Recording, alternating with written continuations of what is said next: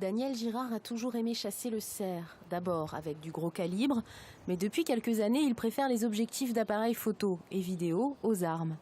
J'ai plus de plaisir à les voir vivants, mais bon, ça, après chacun sa passion. Moi, c'est pour ça que je ne suis pas du tout anti-chasse. Avec d'autres naturalistes, amoureux de la nature, dont l'auteur de ces photos, il lance un cri d'alerte aux autorités compétentes en matière de plan de chasse. Le projet 2016 prévoit un prélèvement minimum de 270 cerfs, beaucoup trop, selon eux, pour le renouvellement de l'espèce sur ce territoire. Alors qu'il va y avoir que 60 à 100 naissances, et si on veut stabiliser la population, il faudrait que le prélèvement soit sur le nombre de naissances qu'il va y avoir cette année. Donc maximum une centaine d'animaux, quoi.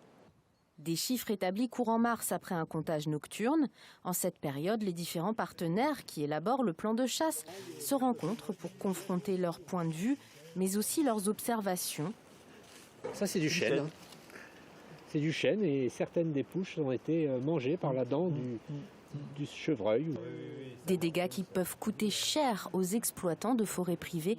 Elles représentent les 2/3 du domaine de Bercé. Les animaux se réfugient dans les forêts privées en périphérie de la forêt domaniale et la présence longue sur une saison de ces animaux en forêt privée occasionne beaucoup de dégâts. Donc c'est pour ça que nous, on est vraiment demandeurs à ce que les prélèvements restent toujours quand même importants. De son côté, l'Office national des forêts reconnaît qu'en forêt de Bercé, le cheptel est en baisse. Il propose donc un plan de chasse inférieur de 15% par rapport à l'année dernière. Le dernier mot revient aux chasseurs. Il est aberrant d'avoir pensé que les chasseurs voulaient l'éradication d'une espèce chassable. Enfin, je veux dire, pouvoir oser dire ça, ça montre qu'on n'a pas beaucoup de réflexion. Un débat où tous disent vouloir préserver l'équilibre entre l'homme et la nature, mais où chacun défend des intérêts différents.